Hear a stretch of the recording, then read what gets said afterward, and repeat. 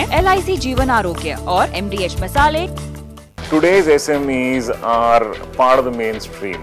They are either servicing customers directly or supporting competitive businesses.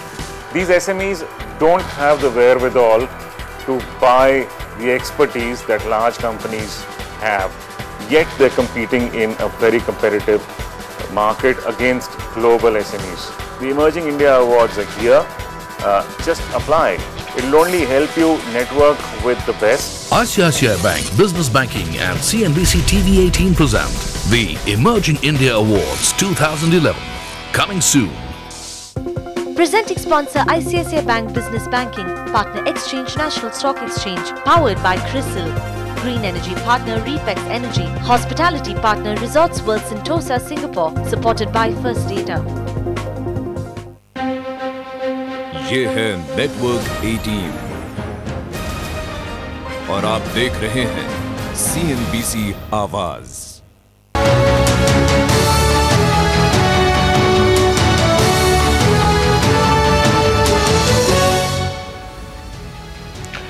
Barack Obama ने America में रोजगार बढ़ाने का पैकेज सामने रख भी दिया, लेकिन दुनिया के बाजारों को इस बात की कोई खुशी नहीं हुई। चिंताएं वैसे ही बरकरार हैं कि आखिर अमेरिका सुस्त पड़ती ग्रोथ से कैसे निपट पाएगा। यूरोप के देशों का कर्ज संकट भी बना हुआ है।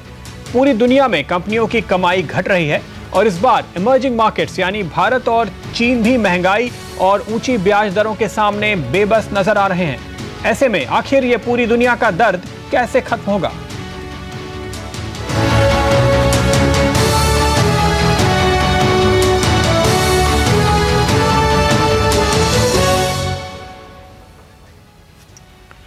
हमारी इस खास पेशकश में हिस्सा ले रहे हैं दुनिया के जाने माने इकोनॉमिस्ट लॉर्ड मेघनाथ देसाई, देश के पूर्व चीफ स्टैटिस्टिशियन और अर्थशास्त्री प्रणब सेन और इसके साथ ही होंगे CMI के MD और CEO डॉक्टर महेश व्यास। सबसे पहले लॉर्ड देसाई, आपसे हम जानना चाहेंगे, जिस तरह से देख रहे हैं हम कि एक के बाद एक कोशिशें हो रही हैं। 2009 में एक स्टिमुलस पैकेज आया था, आज बराक ओबामा एक और नया पैकेज लेकर सामने आ गए हैं। QE1 QE2 कर चुके हैं, QE3 की बातें हो रही है। सब कुछ होने के बाद भी अमेरिका में बेरोजगारी बढ़ती रह जा रही है और वो काबू में बिल्कुल नहीं आ रही। आखिर ये संकट अमेरिका का दूर कैसे होगा? मुश्किल है, क्योंकि 2009 में जो हो सका वो अब होने की शक्यता नहीं, क्योंकि विश्व भर में सबके सब देशों को ज़्यादा कर्ज करने में तकलीफ़ होती है, क्योंकि बाज़ारों को लगता है कि अगर ये सरकारें और कर्ज करें तो शायद उनको रीपे नहीं कर पाएगी।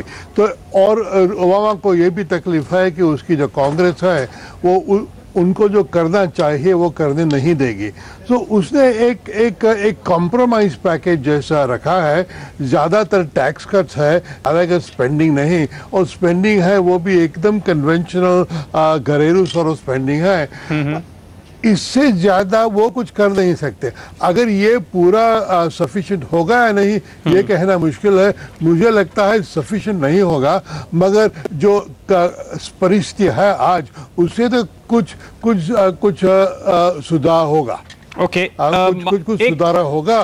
डॉक्टर लॉर्ड देसाई, एक जो जाने माने एक्सपर्ट हैं दुनिया के बाजारों के, मार्क फाबर, उन्होंने ये कहा है कि ये कंप्लीट जोक है। क्या आप भी इसको मानते हैं कि ये बहुत ही छोटा है और इससे कोई खास फर्क पड़ेगा ही नहीं? नहीं, ये ना तो कंप्लीट जोक है, ना तो ये एकदम बढ़िया स्पेंडिंग प्लान है। ये एक कॉम्प्रोमाइज प्लान है।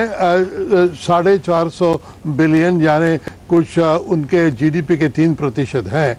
तो मुझे लगता है कि ये एक कुछ अगले 12 महीने के लिए बात है। अगर कुछ न कुछ बेरोजगारी में कमी हो सके इसका प्रयास है।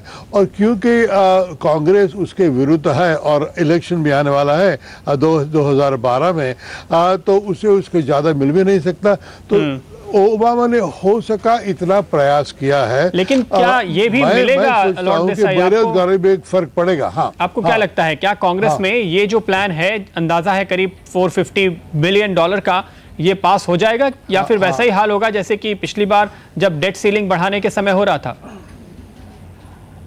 मुझे लगता है जो 2 टैक्स कट प्रपोजल है कि भाई एम्प्लॉई टैक्स कट जारी रखो और एम्प्लॉयर को भी थोड़ा टैक्स कट दो, वो 2 पास हो जाएंगे।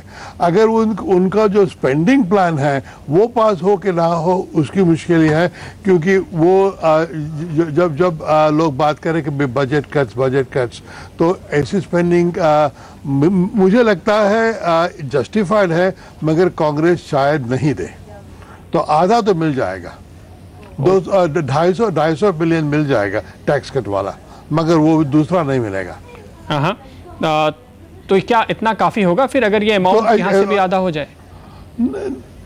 हाँ ना, मुझे ये लगता है कि अगर बेन बर्नांकी ये क्यूई की बात छोड़ दे और क्यूई ना करे तो जो इमर्जिंग मार्केट्स है उसमें इन्फ्लेशन कम होगा, क्योंकि वो जो कर रहे हैं अमेरिका की इकोनॉमी के लिए, अमेरिका में उसकी असर नहीं पड़ती और उसकी गैर असर पड़ती है चीन और इंडिया पर इन्फ्लेशन के द्वारा।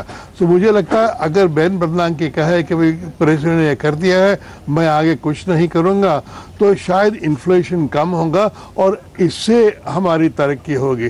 तो मुझे लगता है बहुत ज़रूरी है कि बेन बर्नांकी QE3 न चलाएं और अभी कह दे कि भाई बस बहुत हो गया।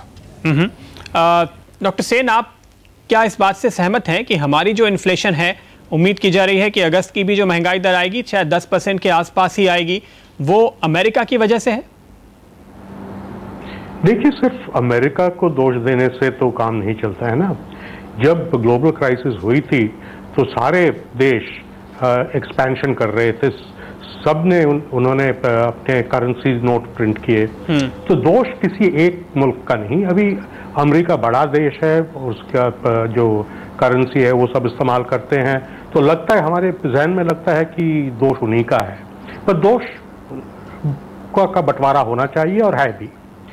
अब लॉर्ड देसाई ने जो कहा वो सही है कि अगर QE3 हो अमेरिका में, अगर बेन बर्नांकी एक और राउंड मॉनेटरी ईजिंग करें, तो मुमकिन है कि जो ग्लोबल मुद्रास्फीति का दर है वो बढ़ेगा और हमारे यहाँ भी। लेकिन डॉक्टर सेन, अगर QE3 होती है या कोई भी ईजिंग होती है, वहां पे उससे सट्टेबाजी होती है कमोडिटी मार्केट में, ऐसे हम कहते हैं, तो मेटल्स के दाम थोड़े बढ़ जाते हैं और खासतौर पे क्रूड के दाम बढ़ जाते हैं। लेकिन हमारे यहाँ जो खाने पीने की चीज़ों की इन्फ्लेशन भी डबल डिजिट में चल रही है, उसके दाम तो जरूर बेन बर्नांकी की वजह से नहीं बढ़े हैं।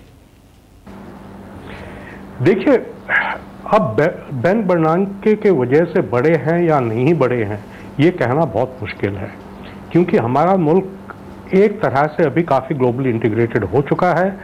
और सही बात है कि खाद्य पदार्थ हम ज्यादातर हमारे अपने साधनों से ही बनाते हैं, पर तो भी अगर आस पड़ोस के जो देश हैं वहाँ इन चीज़ों की कमी हो और हमारे यहाँ से ये निर्यात हो रही हो, तो फिर मुसीबत आ पड़ती है। तो ये कहना मुश्किल है कि ग्लोबली जो लिक्विडिटी है उससे हमारे यहाँ उतना असर नहीं पड़ता है, जरूर पड़ता है।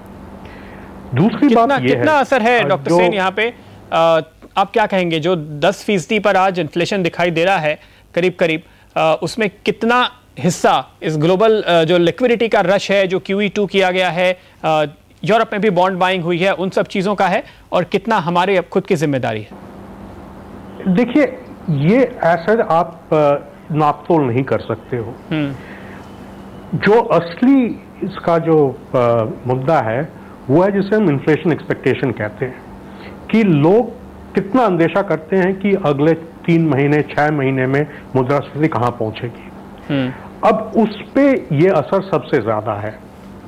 तो लोगों को अगर ऐसा अंदेशा हो कि मुद्रास्फीति बढ़ती रहेगी, तो वो आज के दिन वो जो अपना खर्च है वो पहले कर लेते हैं और उससे इन्फ्लेशन और बढ़ता है। तो ये कहना कि हम इसको तोड़ सकते हैं कि ये डोमेस्टिक है और ये बाहर से आ रही है, ये करना बिल्कुल नामुमकिन है। लॉर्ड देसाई, एक बात आपसे जानना चाहेंगे कि क्या हमारे लिए ये बेहतर है कि सरकार अमेरिका में कदम उठाए और इस तरह के स्टिमुलस पर और आगे भी काम करने की कोशिश करे, बजाय इसके कि वो बेन बर्नांकी से उम्मीद करें कि वो किसी तरह की ईजिंग करें? अगर ऐसा होगा तो हमारे ऊपर मुसीबतें नहीं पड़ेंगी, हमारे ऊपर महंगाई का दबाव आगे नहीं आएगा, ऐसा मानना चाहिए जो आप कह रहे हैं? ना, सबसे पहली बात तो यह है कि हमारे यहाँ जो महंगाई हो रही है वो बेन बर्नांकी का दोष नहीं, मगर मुझे लगता है 75% हमारा भारत पॉलिसी का दोष है और शायद 25% बेन बर्नांकी का है, क्योंकि चीन में भी उसकी असर पड़ रही है। क्योंकि ये कमोडिटी स्पेकुलेशन के द्वारा और जो एफडी और जो फिनेंशियल फ्लोज हो रहे हैं हमारे मार्केट में, उससे भी उसको जरा इन्फ्लेशन को पुश मिलता है। मगर मेरे ख्याल से अगर अमेरिका में रिकवरी हो तो सबके लिए अच्छा है, क्योंकि हम अमेरिका को एक्सपोर्ट करते हैं और अमेरिका की समृद्धि हो वो हमारे सबके हित में है। क्योंकि ये ठीक नहीं कि अमेरिका में बेरोजगारी बढ़े या ओबामा जी हार जाए वगैरह। तो जो कर रहे हैं वो अच्छा है, शायद कॉम्प्रोमाइज है, मगर फिर भी जो कर रहे हैं वो अच्छा है। तो कुछ असर जरूर पड़ेगा, यानी राहत मिलने की उम्मीद बनती है। भले ही जैसे कि लॉर्ड देसाई कह रहे हैं कि $450 बिलियन की जगह शायद $250 बिलियन का पैकेज ही फाइनली कांग्रेस से पास होगा। तो क्या वाकई हमारे लिए भी पिछला जो पूरा साल काफी टर्बुलेंट रहा है, अब राहत की सांस लेने का मौका होगा? हमारे दोनों एक्सपर्ट्स बने हुए हैं और अब साथ ही हमारे साथ हमारे एक और एक्सपर्ट यहाँ पे जुड़ेंगे, CMI के MD और CEO महेश व्यास भी, लेकिन उनसे चर्चा होगी एक छोटे से ब्रेक के बाद।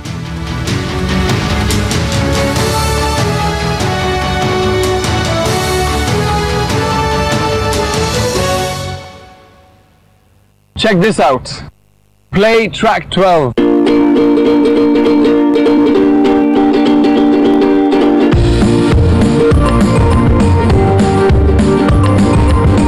Temperature, please. This is so cool. Still like a dream. Never seen that before.